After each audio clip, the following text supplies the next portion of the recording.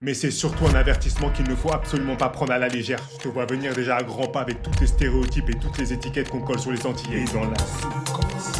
Même mon accent, il a envie de ressortir.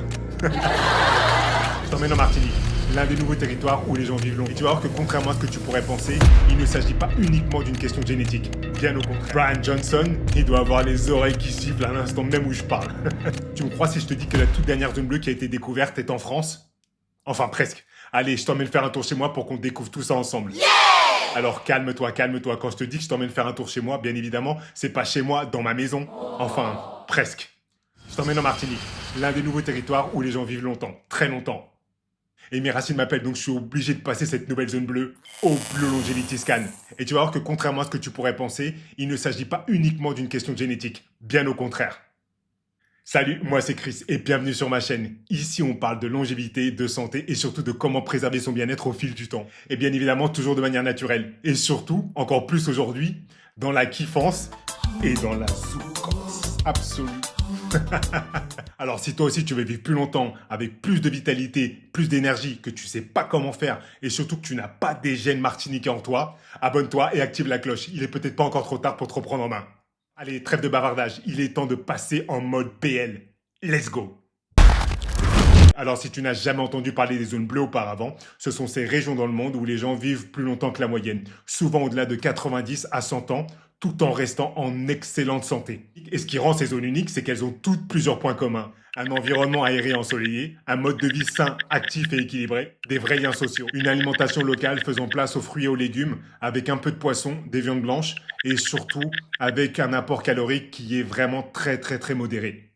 Et ces zones bleues aujourd'hui dans le monde, il en existe 5 historiquement. Les montagnes de la Sardaigne en Italie, Okinawa au Japon, Ikaria en Grèce, Nicoya au Costa Rica et Loma Linda en Californie. Et depuis peu, une 6e zone vient d'être reconnue par Michel Poulain, le démographe qui est à l'origine du concept des zones bleues.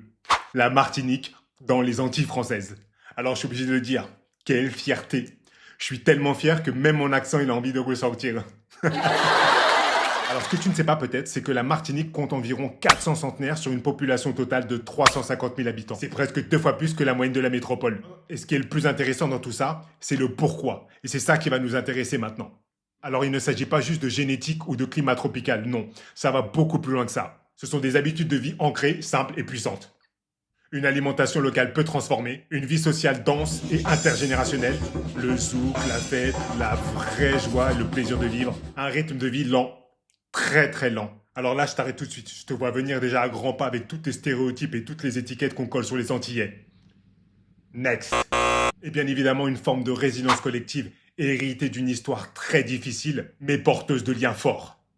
Alors même si on considère qu'aujourd'hui, la génétique ne compte que pour 30% dans la longévité, certains chercheurs avancent l'hypothèse que les descendants d'esclaves auraient développé au fil des générations des gènes favorables à la survie. Eh oui. Alors finalement, qu'est-ce que tout ça nous montre? Que quand on parle de longévité, il ne s'agit pas d'histoire de pilules pharmaceutiques ou de thérapie génique. Comme le dirait si bien le professeur Michel Poulain, la longévité reste le fruit complexe d'un environnement, d'un mode de vie et de facteurs biologiques qui sont encore méconnus aujourd'hui. Et malheureusement, c'est exactement ce qu'on oublie quand on veut hacker la longévité à coups de compléments, de capteurs ou de biohacking extrême. Brian Johnson, il doit avoir les oreilles qui sifflent à l'instant même où je parle. Alors oui, bien évidemment, la science, elle a toute sa place ici. Mais ce que nous rappellent les zones bleues, c'est que les bases les plus puissantes sont souvent celles qui sont les plus accessibles et les plus simples. Mais attention, si la Martinique rentre aujourd'hui dans les zones bleues, ce sont surtout les générations d'avant qui en sont à l'origine. Et quand je parle des générations d'avant, je parle bien évidemment de ces générations qui ont grandi avec une alimentation locale très peu transformée, avec une activité et des liens sociaux qui sont vraiment très forts. Les nouvelles générations, malheureusement aujourd'hui, elles sont beaucoup plus exposées au mode de vie occidental, avec de l'alimentation ultra transformée, avec du stress en quantité et avec de la sédentarité précaire. J'ai presque envie de pleurer. Et la vraie question à se poser ici, c'est est-ce que cette longévité exceptionnelle va pouvoir se maintenir dans 20, 30 ou 40 ans? Alors tu vois, c'est un sujet qui est vraiment passionnant, mais c'est surtout un avertissement qu'il ne faut absolument pas prendre à la légère. Et toi alors t'en penses quoi? Est-ce que tu penses qu'on peut absolument adapter ce mode de vie à nos réalités modernes? Dis-le moi en commentaire, j'aimerais vraiment avoir ton témoignage, surtout si tu es originaire des Antilles. Alors comme tu le sais, le but de cette chaîne, c'est de vraiment partager des informations pour vivre plus longtemps et en meilleure santé, mais surtout en pleine forme et en gardant la pleine capacité de ses moyens. Alors si ce genre de contenu t'inspire, rejoins-moi sur les réseaux Instagram, YouTube, Facebook, Blue Longevity. Abonne-toi et active la cloche pour être sûr de ne pas rater les prochaines vidéos. On se retrouve très vite. Et bien évidemment, en attendant, prends soin de toi et de ta longévité.